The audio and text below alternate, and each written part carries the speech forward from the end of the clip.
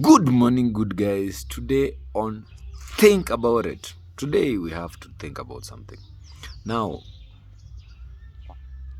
from the beginning of time, and I want to say from the beginning of time in the African context, we've been told that before the missionaries came to speak, to preach to Africans about God, Africans knew their God. And this dates back to the our ancestral time. Because of course, when you go and ask your grandparents who their grandparents are, most that information is normally very limited.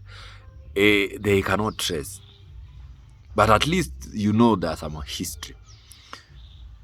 Remember this same God. Because now, why I'm saying this is because there is a way that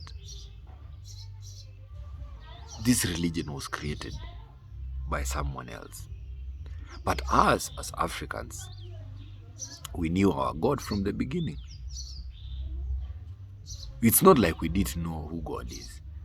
Africans through, remember the story of when God was bringing the children of Israelites from Egypt, from slavery, taken them and told them, now I'll give you a land that I have promised you. Actually, they say, the Bible talks about he made promises to his chosen generation, promises that he, of course, the promises of God never fails. If God promised you something, he must, or he always delivers, including giving us even Jesus, that he's going to die so that finally we are not going to be lost forever, because we had already sinned and fallen short of his glory. Remember the story when he destroyed Noah, the story of Noah.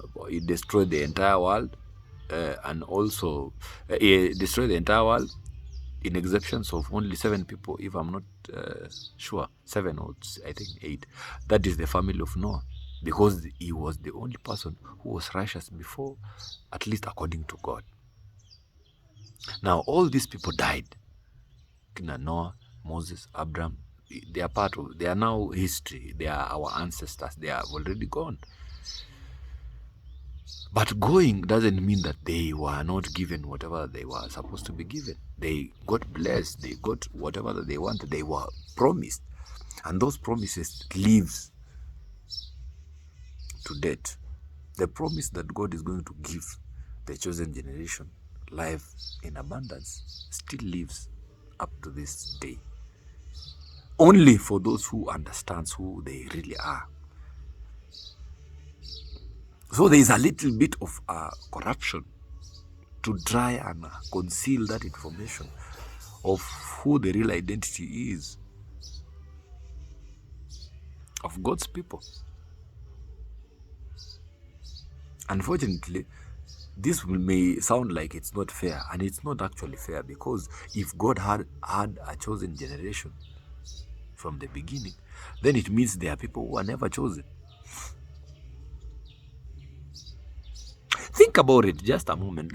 Before I even continue with that sermonette, think about that for a moment. If they were chosen generation, because it is there, they are the chosen generation, the people, God's people, the people who God predestines from before, people who, despite disobeying God several times, remember these children of Israel, by the way, disobeyed God.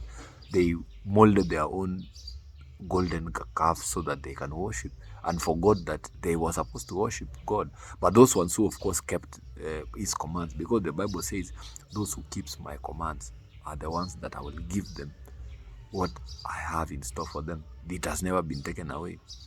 So this chosen generation, unfortunately, they are real. They are people who exist, and if they tap into that energy, then definitely they are going to have life in abundance. But that should not also confuse them to think that that is the only thing that is available.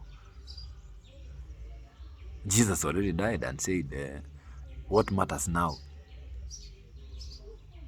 is the glory of God. Promises he will keep, but those are subservient to that which the Lord himself has in store for those that he loves. Think about it.